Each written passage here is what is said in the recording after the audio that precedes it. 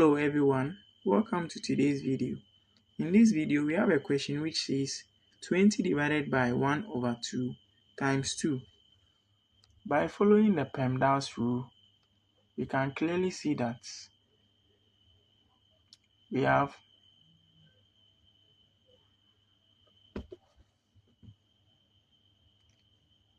division and multiplication, that is left to right.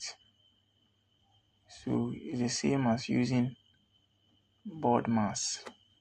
Alright, so with that, what we are going to do is we take the division first, and the division will be 20 divided by 1 over 2, which can be expressed as 20 times 2 gives us 40.